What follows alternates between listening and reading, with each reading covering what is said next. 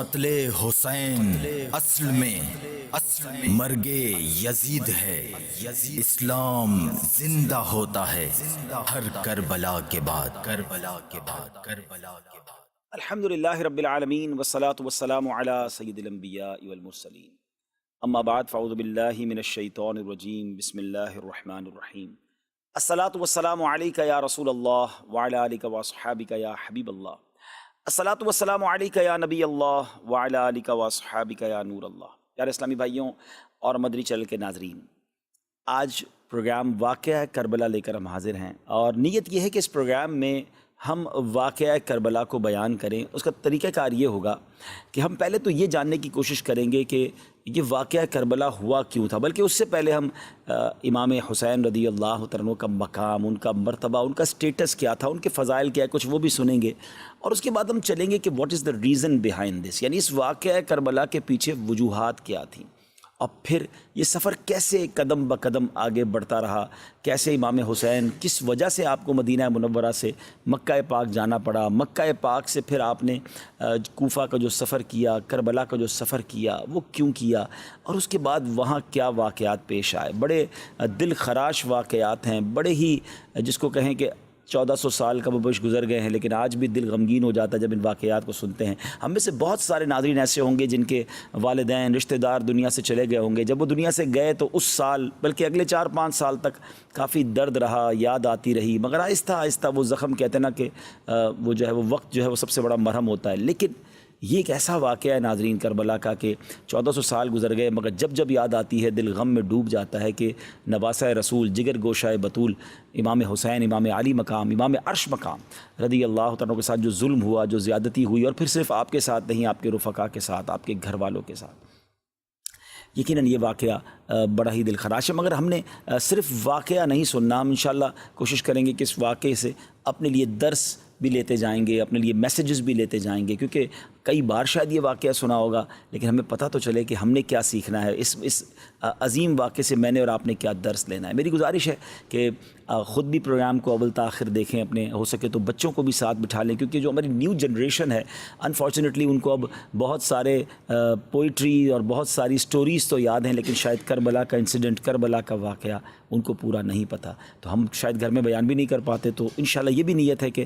جو ہماری new generation ہے ان کو بھی ایجوکیشن ملے۔ تو اول تاخر پروگرام میں شرکت کیجیے گا، میرے ساتھ بہت ہی خوبصورت نعت خواں بھی ہیں ماشاءاللہ۔ تو ہمارے اس پروگرام کا آغاز ہم منقبت اہل بیت سے کرتے ہیں، اور پھر انشاءاللہ اس ٹاپک کو لے کر آگے چلتے ہیں۔ صلو علی الحبیب صلی اللہ تعالی علی محمد صلی اللہ علیہ وسلم۔ باغ جنت کے ہیں بہرے،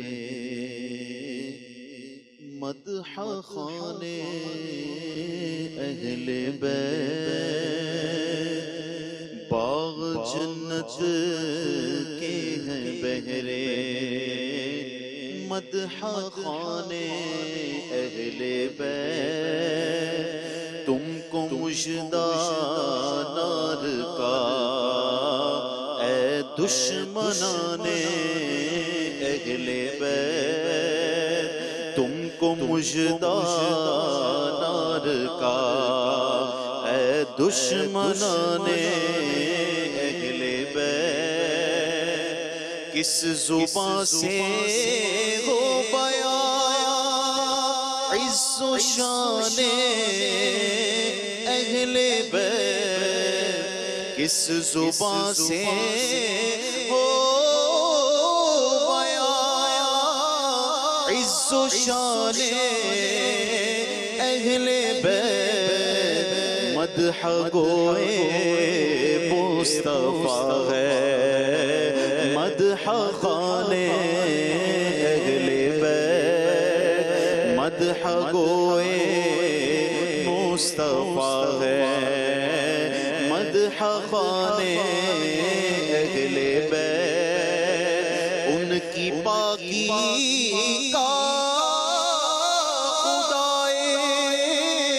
پاک کرتا ہے بیان، ان کی پاکی کا خدائے پاک کرتا ہے بیان، آیا تطہیر سے ظاہر ہے شان اہل بیت آیا تطہیر سے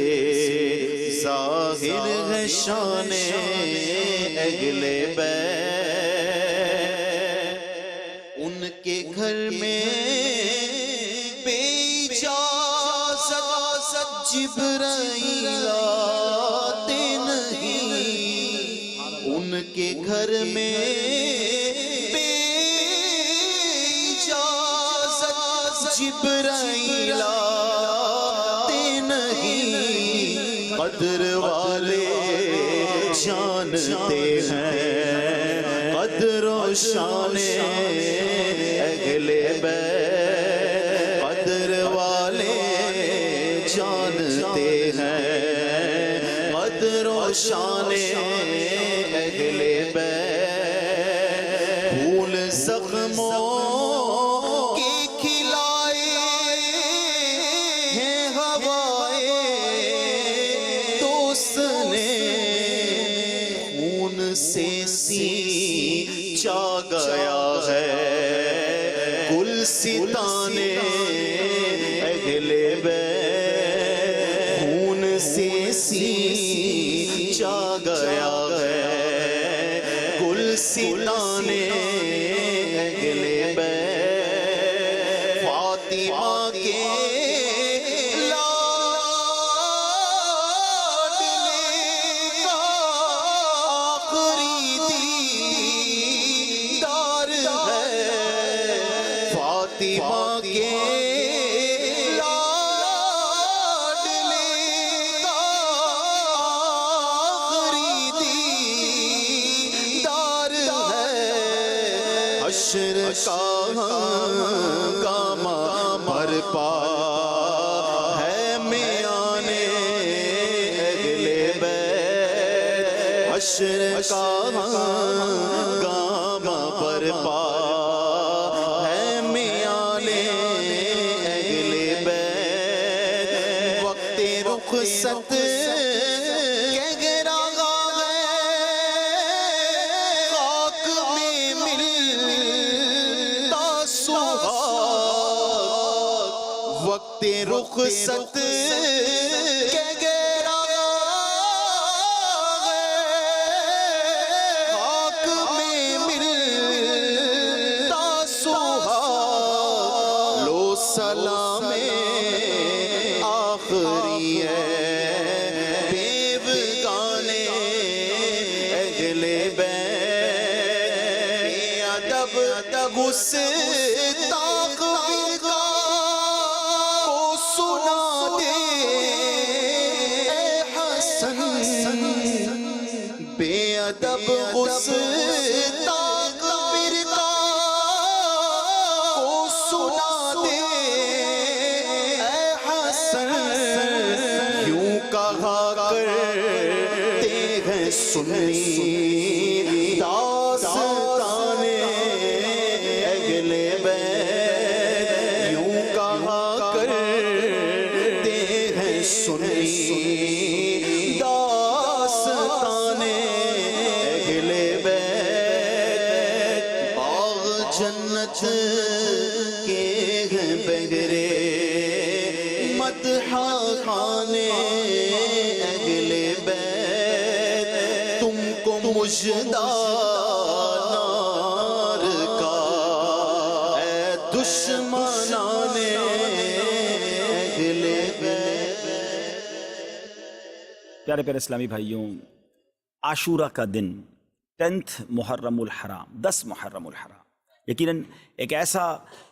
تاریخی دل خراش واقعہ ہوا ہے کہ جب بھی یہ دن آتا ہے ہمیں اس واقعے کی یاد دلاتا ہے، مگر شاید بہت سارے ویورز کو، بہت سارے ناظرین کو یہ نہ معلوم ہو کہ یہ دن فقط یہی واقعہ نہیں ہوا، مگر اس سے پہلے بھی اسلامی تاریخ کے بڑے امپورٹنٹ، بڑے ہی امیزنگ واقعات اس دن ہوئے۔ آپ ذرا سنتے جائیے گا کہ حضرت آدم علیہ نبینا علیہ الصلوۃ والسلام کی جو توبہ قبول کی گئی وہ دن 10 محرم الحرام کا تھا۔ حضرت آدم کی جو پیدائش ہوئی، دا برتھ ڈے آف سیدنا آدم علیہ الصلوۃ والسلام، وہ بھی 10 محرم۔ اسی دن انہیں جنت میں بھی داخل کیا گیا، اسی دن عرش کرسی، آسمان، زمین، سورج، چاند، ستارے اور جنت کو پیدا کیا گیا۔ آپ سوچئے کہ بیسکس آف دا ورلڈ جو ہیں وہ 10 محرم والے دن پیدا کیے گئے ہیں۔ سیدنا ابراہیم علیہ السلام خلیل اللہ ہیں، آپ کا جو برتھ ڈے ہے، آپ کی بھی جو پیدائش کا دن ہے وہ بھی 10 محرم الحرام ہے۔ پھر اسی طرح اسی دن حضرت ابراہیم علیہ السلام کو جو آگ سے نجات ملی تھی، جو آگ گلزار بنی تھی، وہ بھی 10 محرم کا دن تھا۔ یہی وہ دن تھا جب حضرت موسیٰ علیہ نبینا علیہ السلام اور آپ کی امت کو نجات ملی اور فرعون اپنی قوم سمیت غرق ہوا۔ حضرت سیدنا عیسیٰ روح اللہ علیہ نبینا علیہ السلام کی جو پیدائش ہے وہ بھی 10 محرم الحرام کو ہوئی۔ جو حضرت عیسیٰ علیہ السلام کو آسمانوں پر اٹھایا گیا ناظرین، that was also the day of Ashura, وہ بھی دن 10 محرم الحرام کا تھا۔ حضرت نوح علیہ السلام کے زمانے کے طوفان کو کون نہیں جانتا، مگر اس طوفان سے جو فارغ ہونے کے بعد ان کی کشتی کوہ جودی پر ٹھہری تھی، وہ دن بھی 10 محرم الحرام کا تھا۔ حضرت سلیمان علیہ السلام کی بادشاہت پوری دنیا میں مشہور ہے، مگر جو یہ بادشاہت، یہ ملک عظیم آپ کو جو عطا کیا گیا، وہ دن بھی 10 محرم الحرام تھا۔ حضرت یونس علیہ السلام کا واقعہ، جو مچھلی کے پیٹ میں آپ گئے، کتنا مشکل وقت آپ نے گزارا، مگر جو مچھلی کے پیٹ سے نکلنے والا دن تھا، یعنی اس مصیبت سے نجات کا جو دن تھا، وہ دن بھی 10 محرم الحرام ہی کا تھا۔ حضرت یعقوب علیہ السلام کی بینائی کا جو ذوف دور ہوا، پرانی واقعہ ہے کہ آپ کی بینائی میں جو کمزوری تھی وہ جو دور ہوئی، وہ دن بھی 10 محرم الحرام کا تھا۔ حضرت یوسف علیہ السلام کی ہسٹری جنہوں نے پڑھی ہے انہیں معلوم ہے کہ آپ کو گہرے کنویں میں ڈال دیا گیا تھا، مگر اس گہرے کنویں سے جو نکالا گیا وہ دن بھی 10 محرم الحرام کا تھا۔ حضرت ایوب علیہ السلام کے صبر کو، آپ کی تکلیف کو، آپ کی بیماری کو آپ جانتے ہوں گے، آپ نے پڑھا ہوگا کہ ان کے ساتھ کتنی پرابلمز تھیں، مگر اس تکلیف کو جو دور کیا گیا وہ دن بھی 10 محرم الحرام تھا۔ ناظرین، بارش دنیا میں جو سب سے پہلی نازل ہوئی وہ دن بھی 10 محرم الحرام کا تھا۔ یہ بھی یاد رہے کہ اس 10 محرم الحرام کا روزہ پچھلی امتوں میں مشہور تھا، اور یہاں تک کہا گیا کہ اس دن کا روزہ ماہ رمضان کے روزوں سے پہلے فرض تھا، پھر اسے منسوخ کر دیا گیا۔ یہ تقریباً میں نے آپ کو 24 واقعات، انسیڈنٹ اور ایونٹس بتائے جو اس دن ہوئے، اور 25واں پھر وہ واقعہ امام علی مقام، امام عرش مقام، امام تشنا کا، امام حسین رضی اللہ عنہ اور آپ کے رفقا کو بھوکا پیاسا رکھ کر کربلا کے میدان میں جو شہید کیا گیا، وہ دن بھی 10 محرم الحرام کا تھا۔ تو اس کا مطلب یہ ہوا کہ اب اسلامی تاریخ کا تاریخی ترین دن ہے، ہسٹوریکل دن ہے، اور اس دن بہت بڑے بڑے اسلامی واقعات ہوئے۔ اگر کسی کا ذہن ہو تو وہ سوچے کہ اس دن میں اللہ کی رحمت کو کس قدر پکار سکتا ہوں، کس قدر عبادت کر سکتا ہوں۔ جو رب حضرت یوسف کو گہرے کنویں سے نکال سکتا ہے، جو حضرت یونس کو مچھلی کے پیٹ سے نکال سکتا ہے، جو حضرت ایوب کی بیماری کو دور کر سکتا ہے، جو حضرت موسیٰ کے لیے عاشورہ کے دن فرعون سے نجات کے لیے دریائے نیل میں راستے نکال سکتا ہے، وہ رب کریم میری مشکلوں کو بھی دور فرما سکتا ہے، وہ رب کریم میرے لیے بھی رحمت کے دروازے کھول سکتا ہے۔ تو یہ دن ہم نے عبادت میں، رب کو پکارنے میں، اس کی بارگاہ میں التجا کرنے میں گزارنا ہے، اور اس کی بارگاہ میں اسی طرح التجائیں کرنی ہیں، تو انشاءاللہ ضرور کرم ہوگا۔ اب آئیے چلتے ہیں ناظرین، حضرت عیسیٰ علیہ السلام کو آسمانوں کی طرف اٹھایا گیا، وہ بھی یہ دن تھا، اور حضرت موسیٰ علیہ السلام کو جو فرعونیوں سے نجات ملی، وہ بھی آج کا دن تھا۔ اب ناظرین ہم چلتے ہیں یہ واقعہ، اس سے پہلے میں چاہوں گا کہ جن کے ساتھ یہ واقعہ پیش آیا ان کا مقام کیا تھا، ان کا مرتبہ کیا تھا، ان کا اسٹیٹس کیا تھا۔ کوئی آرڈنری، کوئی نارمل پرسنالٹی نہیں ہے۔ یقیناً صحابہ اکرام سبھی ہمارے سروں کے تاج ہیں، مگر امام حسین، آپ تو نبی پاک کے گویا جگر کا ٹکڑا ہیں، اور پیارے آقا علیہ السلام کی ایسی احادیث ہیں کہ ہم سنیں تو ایمان تازہ ہو جاتا ہے، اور اہل بیت کی محبت دل میں اور بڑھ جاتی ہے۔ سید الشہداء سیدنا امام حسین رضی اللہ عنہ کی ولادت جو ہے وہ 5 شعبان سن 4 ہجری کو مدینہ منورہ میں ہوئی۔ آپ علیہ السلام نے آپ کا نام حسین اور شبیر رکھا، آپ کی کنیت ابو عبداللہ اور لقب سبط رسول اللہ۔ یعنی سبت کہتے ہیں درخت کو، اور جس کی بہت ساری شاخیں ہوں. پھر اللہ پاک نے حضرت امام حسین کی نسل کو کتنی برکت دی، اور پوری جو یوں کہی کہ سید صاحبان جو ہے دنیا بھر میں وہ حسنی اور حسینی سید بنے. تو یہ ایسا درخت ہے جس کی شاخیں اللہ پاک نے کیسی عطا فرمائی، اور دنیا بھر میں اللہ نے نبی پاک کی گویا نسل مبارک کو ان سے آگے بڑھایا. پھر ریحانۃ الرسول، پیارے آقا علیہ السلام نے ان کو جنتی نوجوانوں کا سردار قرار دیا، یعنی دونوں کو، حضرت امام حسن امام حسین کو جنتی نوجوانوں کا سردار. پیارے آقا علیہ السلام ایک اور حدیث پاک میں ارشاد فرمایا، ان ابن عباس من احبہما فقط احبنی ومن ابغضہما فقط ابغضنی. جس نے ان دونوں یعنی امام حسن اور امام حسین رضی اللہ عنہما سے محبت کی، پیارے آقا فرماتے اس نے مجھ سے محبت کی، اور جس نے ان سے عداوت کی، ان سے دشمنی کی، وہ ایسا ہے جیسا اس نے مجھ سے دشمنی کی. ناظرین ذرا غور کیجئے، میرے آقا علیہ السلام ان کو اپنے پھول کہا کرتے، اور روایتوں میں آتا ہے باقاعدہ پھولوں کی طرح انہیں اسمیل بھی کیا کرتے، انہیں سونگھا بھی کرتے، انہیں چوما بھی کرتے. یہ وہ شخصیات ہیں جنہوں نے نبی پاک کے مبارک کاندھوں پہ سواری کی، اس لیے ان کو راکب دوش مصطفیٰ کہا جاتا ہے، یعنی جنہوں نے نبی پاک کے کاندھے پر سواری کی. پیارے آقا سجدے میں جاتے تو یہ شہزادے نبی پاک کی مبارک کاندھے پر آ جاتے، نبی پاک سجدہ طویل فرما دیتے، نبی پاک انہیں چوما کرتے. ایک اور میں خوبصورت بات بتاؤں، امام حسین، اندازہ ہو کہ وہ شخصیت کیسی ہیں کہ امام حسین رضی اللہ تعالیٰ وہ ہیں کہ دیکھیں ہمارے یہاں کوئی بچہ پیدا ہو، ہم سب سے پہلے کیا کرتے ہیں، کسی بزرگ کو ڈھونڈتے ہیں، کسی عالم دین کو ڈھونڈتے ہیں کہ کان میں ذرا اذان بھی دے دیں اور کوئی گٹی دے دیں. تہنیک کہلاتی ہے وہ، کہ وہ کوئی چیز میٹھی چٹا دیں یا کھجور چبا کے چٹا دیں، شہد چٹا دیں، تاکہ ابتدا اچھی ہو، اسٹارٹ اچھی ہو. اچھی بات ہے، کرنا چاہیے، سنت بھی ہے. پیارے آقا علیہ السلام کی بارگاہ میں صحابہ لے کر آتے تھے. مگر آپ کو پتہ ہے کہ امام حسین رضی اللہ تعالیٰ کی اسٹارٹ کیسے ہوئی، کہ جب آپ پیدا ہوئے نا تو نبی پاک علیہ السلام نے اپنی مبارک زبان امام حسین کے منہ میں دے دی. ٹرائی ٹو انڈرسٹینڈ، ناظرین ذرا سمجھیے کہ یعنی ان کی جو ابتدا ہے وہ نبی پاک کا لعاب دہن ہے. اچھا، اذان دینے کے لیے ہم کسی بزرگ کو بلاتے ہیں، امام حسین کے کانوں میں اذان کس نے دی؟ اللہ کا نام لیا اور آواز تھی حبیب خدا کی. یعنی پیارے آقا علیہ السلام نے امام حسین رضی اللہ عنہ کی کان میں اذان دی. محبت کا لیول دیکھیے کہ ایک بار نبی پاک علیہ السلام کے مبارک صاحبزادے حضرت ابراہیم رضی اللہ عنہ نبی پاک کی گود میں ہیں، اور گود میں دوسرے حصے پر امام حسین بیٹھے ہیں. جبریل امین آتے ہیں، عرض کرتے ہیں حضور دونوں میں سے ایک کو سلیکٹ کر لیں. اللہ دونوں میں سے ایک کو آپ سلیکٹ کر لیں، دونوں میں سے کوئی ایک رہے گا اور ایک نے دنیا سے جانا ہے، اب آپ کی چوائس ہے. نبی پاک کو گویا یہ اختیار دیا گیا. اب ذرا غور کیجیے، اپنا بیٹا ہے، حضرت ابراہیم نبی پاک کے اپنے صاحبزادے ہیں. آپ نے دل میں خیال فرمایا کہ اگر ابراہیم جاتے ہیں تو مجھے تکلیف ہوگی، لیکن اگر حسین چلے جاتے ہیں تو میرے ساتھ ساتھ فاطمہ کو، مولا علی کو بھی تکلیف ہوگی رضوان اللہ تعالیٰ علیہ مجمعین. نبی پاک نے امام حسین کو گویا سلیکٹ کیا. کچھ دنوں کے بعد حضرت ابراہیم جو نبی پاک کے اپنے صاحبزادے ہیں رضی اللہ تعالیٰ عنہ، ان کا وصال ہو گیا. اور پیارے آقا علیہ السلام امام حسین کو دیکھ کر کہا کرتے تھے یہ میرا وہ بیٹا ہے کہ جس کے لیے میں نے اپنا بیٹا قربان کیا ہے. اللہ اکبر، ذرا سوچئے، میرے آقا کی ایسی والہانہ محبت ہو تو پھر ہم کیوں نہ اس گھرانے سے محبت کریں، ہم کیوں نہ اپنا سب کچھ امام حسین اور ان کی آل پر قربان کر دیں. یہ کیسا گھرانہ ہے. اعلیٰ حضرت امام اہل سنت سے پوچھئے نا، آپ کہتے ہیں کیا بات رضا اس چمنستان کرم کی. فرماتے ایسا کرم کا چمنستان ہے، ایسا کرم کا باغ ہے، کیا بات رضا اس چمنستان کرم کی، زہرا ہے کلی جس میں حسین اور حسن. کیا بات رضا اس چمنستان کرم کی، کیا بات رضا اس چمنستان کرم کی، کیا اس چمنستان کرم کی، سہرا ہے کلی جس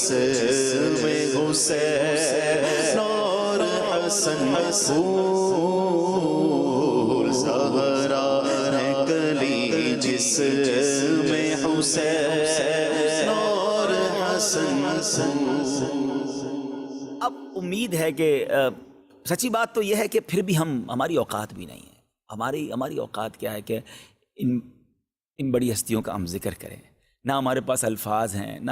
ہم ان کی شان بیان کر سکتے ہیں۔ ہم تو صرف یہ دامن پھیلائے آج پروگرام کے لیے آ گئے ہیں کہ ان کا ذکر کریں گے، اچھوں کا ذکر کریں گے، بڑوں کا ذکر کریں گے، سرکاروں کا ذکر کریں گے تو ہماری جھولیاں بھی بھر دی جائیں گی۔ اعلیٰ حضرت کہتے ہیں نا کہ کیسے آقاؤں کا بندہ ہوں رضا، بول بالے میری سرکاروں کے، اللہ ان کے صدقے ہماری مغفرت فرما دے۔ ہم قابل بھی نہیں ہیں، ہم شہدائے کربلا کا، امام حسین کا، گھرانہ مصطفیٰ کا ہم کیا ذکر کریں؟ بس ہم تو خیرات لینے آئے ہیں کہ ان کا ذکر کریں گے تو ہماری جھولیاں بھر دی جائیں گی۔ تو اب امام حسین رضی اللہ تعالیٰ عنہ کے بچپن، ابھی جب آپ کی ولادت ہوئی ہے نا، تو حضرت ام الفضل فرماتی ہیں کہ ایک روز میں نبی پاک علیہ الصلوۃ والسلام کی خدمت میں حاضر ہوئی۔ میں نے دیکھا کہ امام حسین نبی پاک علیہ الصلوۃ والسلام کی گود میں ہیں، اور میں کیا دیکھتی ہوں کہ پیارے آقا کے چشمان کرم سے آنسوؤں کی جھڑی لگی ہوئی ہے۔ ام الفضل کہتی ہیں کہ حضور میرے ماں باپ آپ پر قربان، حضور یہ حالت کیوں ہے، کیا وجہ ہے؟ نبی پاک علیہ الصلوۃ والسلام نے فرمایا کہ ابھی جبریل امین میرے پاس آئے، انہوں نے خبر فرمائی کہ میری امت اس فرزند کو قتل کرے گی۔ میں نے کہا کیا اس کو، یعنی امام حسین کو؟ فرمایا ہاں، اور میرے پاس اس کے مقتل کی سرخ مٹی بھی لائے۔ یعنی جبریل امین نے یہ خبر امام حسین کے بچپن میں ہی دے دی کہ یہ شہید بھی ہوں گے، اور جس مقام پر شہید ہوں گے اس کی مٹی بھی پیارے آقا کو دکھائی گئی۔ ایک اور روایت سنیے، ابو نعیم نے نجی حضرمی سے روایت کی کہ وہ سفر صفین میں حضرت مولا علی شیر خدا کرم اللہ تعالی وجہ الکریم، جو حضرت امام حسین کے والد محترم ہیں، کہتے ہیں ہم ان کے ساتھ تھے۔ جب نینوا کے قریب پہنچے جہاں حضرت یونس علیہ السلام کا مزار اقدس ہے، تو مولا علی کرم اللہ تعالی وجہ الکریم نے ندا کی کہ اے ابو عبداللہ فرات کے کنارے ٹھہرو۔ میں نے عرض کی کس لیے؟ فرمایا نبی کریم علیہ السلام نے فرمایا کہ جبریل امین نے مجھے خبر دی ہے کہ امام حسین رضی اللہ تعالیٰ عنہ فرات کے کنارے شہید کیے جائیں گے، اور مجھے وہاں کی ایک مشت مٹی بھی دکھائی۔ اسی طرح مولا علی کے ہمراہ ایک اور بزرگ کہتے ہیں کہ ہم ساتھ تھے، تو امام حسین رضی اللہ تعالیٰ کی جہاں آج قبر منور ہے اس کے مقام پر پہنچے، مولا علی نے پہلے ہی بیان کر دیا کہ یہاں ان کے اونٹ بندھیں گے، یہاں شودا کے اونٹ بندھیں گے، یہاں ان کے کجاوے رکھے جائیں گے، یہاں ان کے خون بہیں گے، اور جوانان آل محمد صلی اللہ علیہ وسلم اس میدان میں شہید ہوں گے، آسمان و زمین ان پر روئیں گے۔ میرے پیارے اسلام بھائیو، یہاں چلے میں پہلے تو ذرا یہ بتاؤں کہ فرات نہر ہے بڑی زبردست، آج بھی جو کربلا جاتے ہیں ان کو پتہ ہے، مگر فرات کا کنارہ تھا، مگر ان ظالموں نے پانی نہ پینے دیا، اور پیاسا ہی ان کو دنیا سے جانا پڑا۔ وہ مولانا حسن رضا خان صاحب کا شعر ہے نا کہ آپ فرماتے ہیں کہ اے فرات تو خاک میں مل جا، تجھے اہل بیت کے نوجوانوں کی سوکھی زبانیں نظر نہ آئیں۔ خشک ہو جا خاک ہو گئے، خاک میں مل جا پورا، خشک ہو جا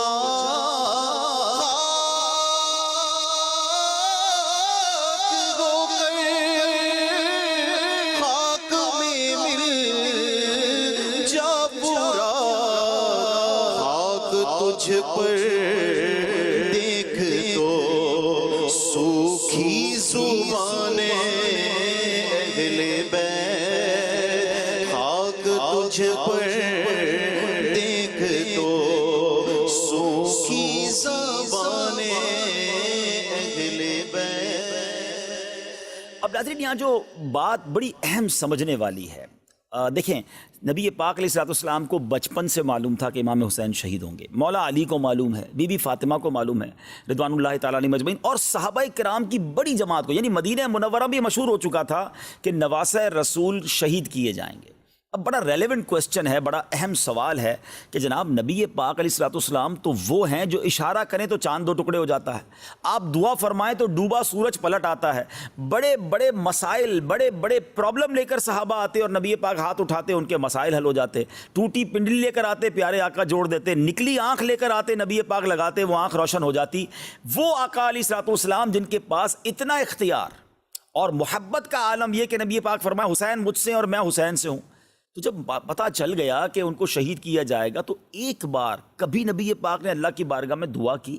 یا اللہ میرا نواسا ہے، میں اس سے بڑی محبت کرتا ہوں، اے اللہ وہ مصیبت کربلا کے میدان کی اس سے ٹال دے، رب کریم یہ جو امتحان ہونا ہے میرے حسین پر وہ امتحان نہ آئے۔ اچھا چلے نبی پاک نے دعا نہیں کی، مولا علی کے تو جگر کا ٹکڑا تھے نا، مولا علی نبی پاک کے پاس آ جاتے۔ اچھا ماں تو ماں ہوتی ہے نا، خاتون جنت رضی اللہ تعالی عنہا ہی کبھی نبی پاک کی بارگاہ میں آتی کہ حضور ایک طرف تو آپ حسین سے اتنا پیار کرتے ہیں، حضور میرا بیٹا ہے، آپ دعا کر دیں اللہ کی بارگاہ میں اللہ یہ امتحان ٹال دے۔ آپ سوچئے یہ کیا بات تھی، ایوری بڈی نوز اٹ، سب کو معلوم ہے،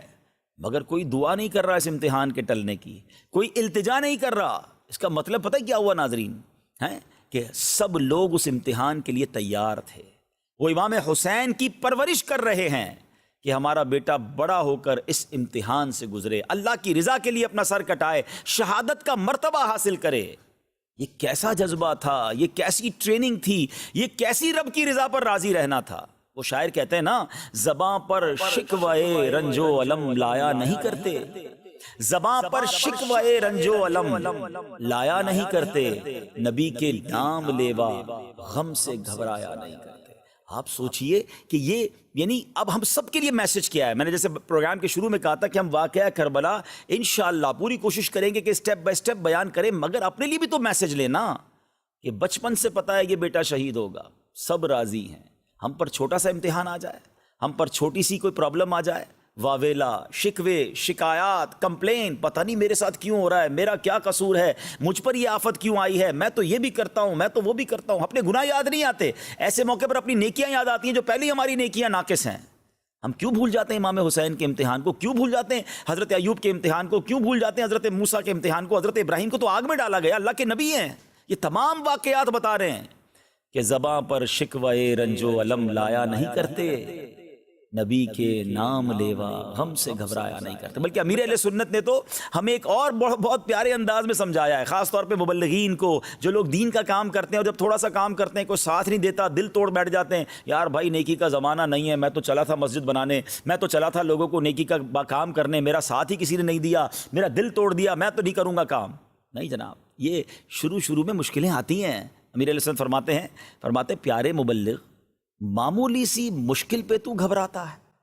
پیارے مبلغ معمولی سی مشکل پہ تو گھبراتا ہے، دیکھ حسین نے دین کی خاطر سارا گھر قربان کیا۔ تو سمجھے نا کہ یہ قربانیاں دے کر دین پھیلا ہے، تو ہمارے ساتھ بھی پرابلمز آئیں گے۔ بہت خوبصورت جملہ ہم نے اپنے نگران شورا سے سنا ہے، وہ فرماتے ہیں کہ زندگی کی گاڑی مسائل کے پہیوں پہ چلتی ہے، مسائل آئیں گے، پرابلمز آئیں گی، یہ ہمیں ٹیسٹ کیا جاتا ہے، یہ ہمارا امتحان لیا جاتا ہے۔ تو کربلا کے اس واقعے سے خاص طور پہ بچپن میں جو نبی پاک کو امام حسین کے بچپن میں معلوم تھا یہ شہید ہوں گے، مگر دیر از نو کمپلین، یہ سبق دے رہا ہے ہم سب کو کہ اگر آ جائے کوئی مشکل، یا اللہ ہم تیری رضا پر راضی ہیں، اے اللہ ہمیں اس مشکل دعا کرنے میں حرج نہیں ہے، لیکن واویلا نہیں، شکوہ نہیں، کمپلین نہیں، سب لوگوں کو بتانے کا کیا فائدہ ہے، مزہ پتہ ہے کیا ہے؟ اچھا ایک جملہ آپ نے سنا ہوگا، صبر جمیل کرتے نا، اللہ آپ کو صبر جمیل عطا فرمائے، صبر جمیل پر اجر عظیم عطا فرمائے۔ کبھی کسی کو پوچھ لے حضرت صبر جمیل کا معنی کیا ہے؟ میں آپ سے پوچھتا ہوں، جی مدنی چینل کے ناظرین میں آپ سے پوچھ رہا ہوں، صبر جمیل کس کو کہتے ہیں؟ یہ کسی جمیل بھائی کا صبر نہیں ہے، اس کی ڈیفینیشن یہ ہے، اس کی تعریف یہ ہے کہ ایک بندہ ہے جو پرسکون ہے، کوئی پرابلم نہیں ہے، اور ایک اس کے برابر میں بندہ وہ بیٹھا ہے جو بڑی تکلیف میں ہے، مگر دونوں کو دیکھ کر پتہ نہ چلے کون مشکل میں ہے، میرا چہرہ بھی نہ بتائے کہ اندر کتنا درد ہے، اندر کتنی تکلیف ہے، کیونکہ میں جانوں میرا رب جانے۔ ہاں مزہ یہ یعنی صبر اس کا نام ہے، صبر جمیل اس کا نام ہے کہ کسی کو پتہ نہ چلے۔ وہ شاعر کہتے ہیں نا، کسی کا احسان کیوں اٹھائیں، کسی کو حالات کیوں بتائیں، تم ہی سے مانگیں گے تم ہی دو گے، تمہارے در سے ہی لو لگی ہے۔ کسی کا احسان کیوں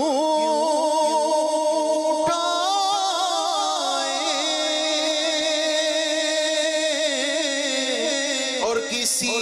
کو حالات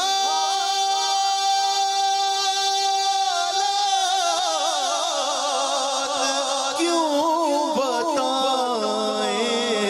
تم ہی سے مانگیں گے تم ہی دو گے، آقا تم ہی سے مانگیں گے تم ہی دو گے، تم ہی سے مانگیں گے تم ہی دو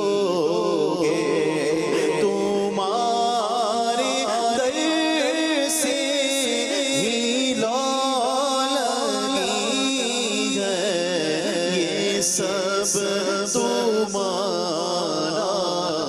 کرم ہے امید ہے کہ میں اللہ کرے کہ یہ پیغام لینے میں ہم کامیاب ہو جائیں کہ امتحان آئیں گے، مشکل آئیں، ابھی بھی ہو سکتا ہے آپ کسی مشکل میں ہوں، کسی پریشانی میں ہوں، بیماری میں ہوں، قرضے میں ہوں، ٹینشن میں ہوں، کربلا والوں کو یاد کریں اور اللہ کی رضا پر راضی رہیں۔ ان اللہ مع الصابرین، انشاءاللہ اس کی رحمت ساتھ ہوگی، سب بہتر ہو جائے گا۔ اب چلتے ہیں ناظرین، اب یہ واقعہ پہلے تو آپ نے مقام امام حسین سن لیا، بچپن سے ہی سب کو معلوم ہے اور اسی امتحان کی تیاری ہو رہی ہے۔ حضرت امیر معاویہ رضی اللہ تعالیٰ رجب 60 ہجری میں بمقام دمشق میں، یعنی دمشق میں آپ کا انتقال ہوا۔ آپ کے پاس نبی پاک علیہ الصلوۃ والسلام کے بڑے پیارے تبرکات تھے۔ آپ کے پاس پیارے آقا کا ازار شریف، ردائے یعنی چادر اقدس تھی، قمیض مبارک تھا، منہ مبارک تھے، نبی پاک کے مبارک ناخن تھے، اور آپ نے یہ وصیت کی تھی کہ مجھے نبی پاک علیہ الصلوۃ والسلام کی ازار شریف، نبی پاک کی چادر مبارک اور قمیض اقدس میں کفن دیا جائے، اور میرے ان اعضاء پر جن پر سجدہ کیا جاتا ہے پیارے آقا کے منہ مبارک اور ناخن کے تراشے رکھ دیے جائیں، اور مجھے ارحم الراحمین کے رحم و کرم پر چھوڑ دیا جائے۔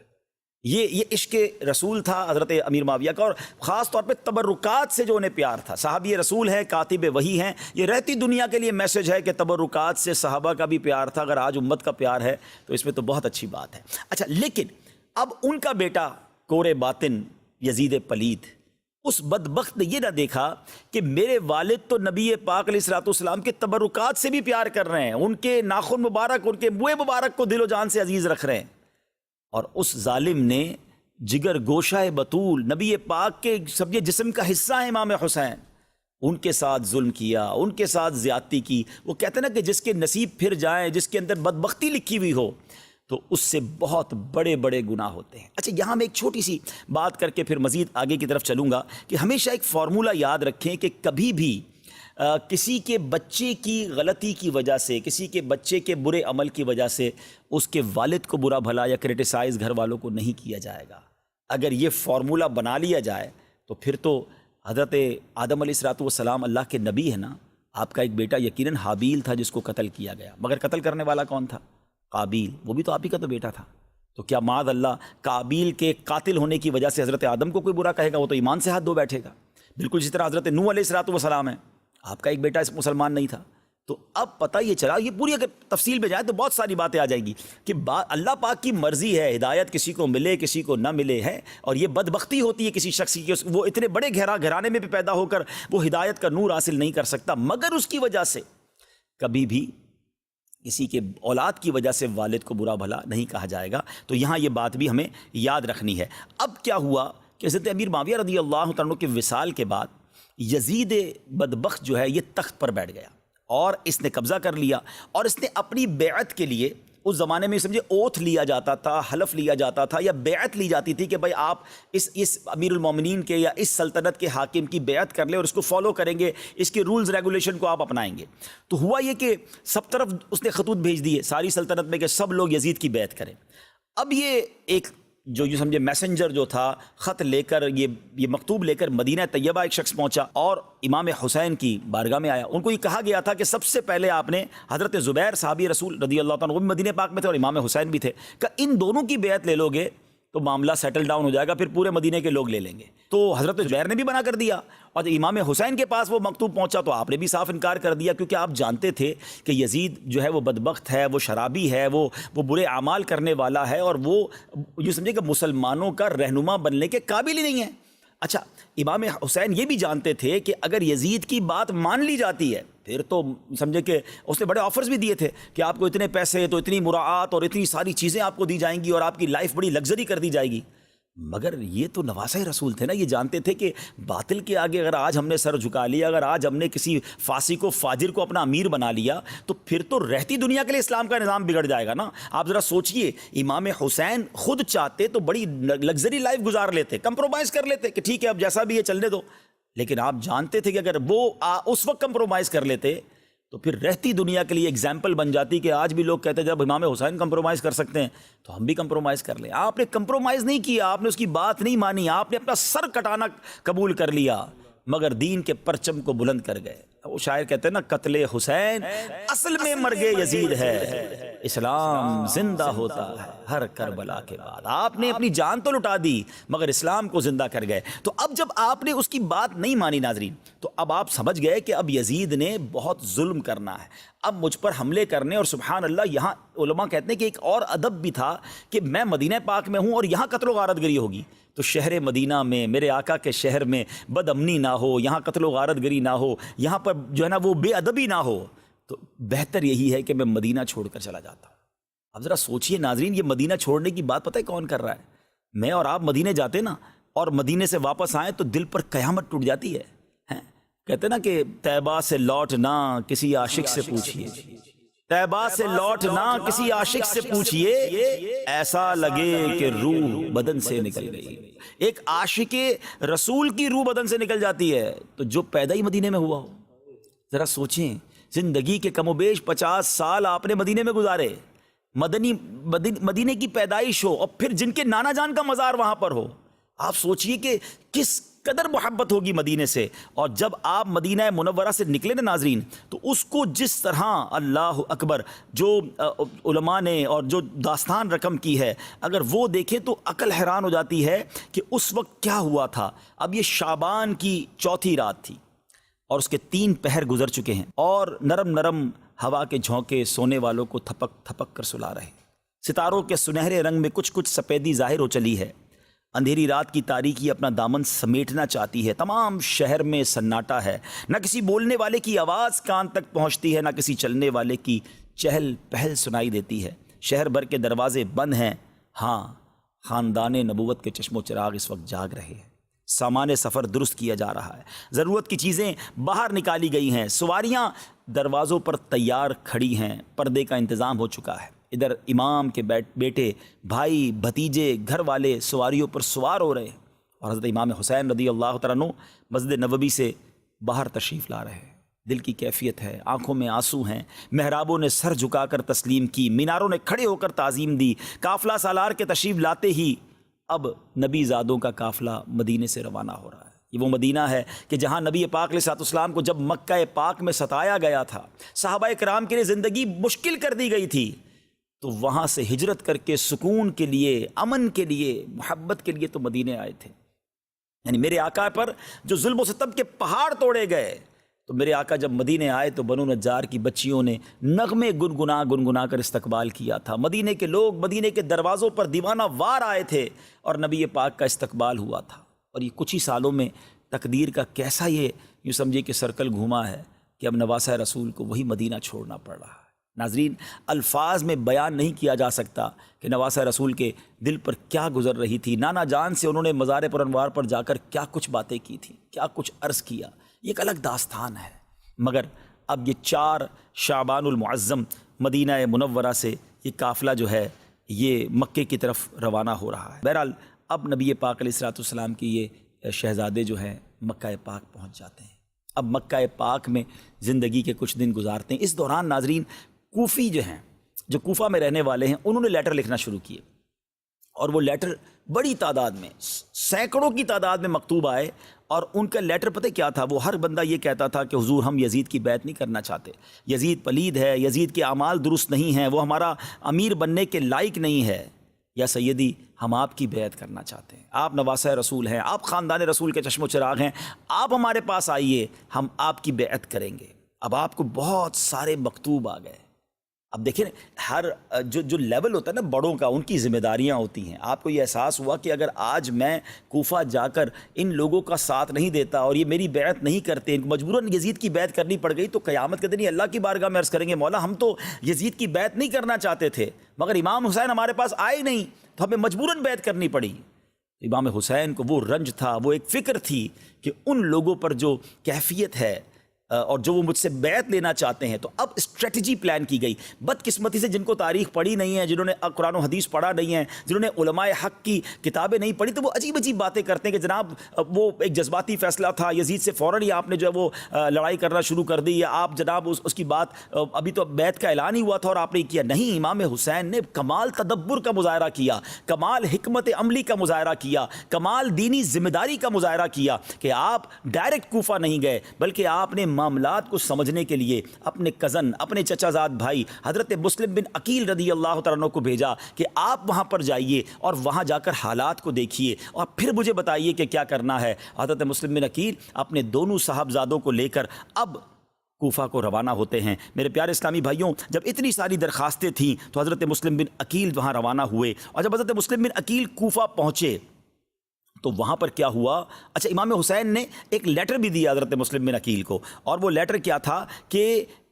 تم نے مجھے ریکویسٹ کی ہے، کوفہ والوں سے فرمایا کہ تمہاری ریکویسٹ پر ہم حضرت مسلم کو روانہ کرتے ہیں، ان کی نصرت، ان کی حمایت، یعنی ان کا سپورٹ کرنا تم پر لازم ہے۔ حضرت مسلم اپنے دو فرزند محمد اور ابراہیم رضی اللہ تعالیٰ عنہما کو بھی ساتھ لے کر گئے، جو ان کے بڑے پسندیدہ بیٹے تھے۔ اور اب حضرت مسلم جب کوفہ پہنچے، آپ نے مختار بن ابی عبید کے گھر پر قیام فرمایا۔ اب جب جیسے ہی لوگوں کو پتہ چلا کہ حضرت امام حسین کے نمائندے آ گئے ہیں، حضرت مسلم بن عقیل آ گئے ہیں، تو جوگ در جوگ ازدحام جمع ہو گیا، رش جمع ہو گیا، اور تقریباً دیکھتے ہی دیکھتے کہ 12,000 لوگوں نے حضرت مسلم بن عقیل کے ہاتھوں پر بیعت کر لی۔ یعنی گویا حضرت امام حسین کے یہ نمائندے تھے، ان کے بہاف پر یہ بیعت ہو رہی تھی، تو انہوں نے فوراً بیعت کر لی، اور جناب بڑا ان کا ویلکم ہوا، بڑا ان کا استقبال ہوا۔ تو حضرت مسلم بن عقیل نے دیکھا کہ یہ کوفہ کے لوگ تو بہت سپورٹ کر رہے ہیں، بہت پیار کر رہے ہیں، everybody want to welcome Imam Hussain, وہ حضرت امام حسین کے اتنے چاہنے والے ہیں۔ تو آپ نے کیا کیا کہ حضرت امام حسین کو لیٹر لکھ دیا۔ اب جو ٹرننگ پوائنٹ ہے نا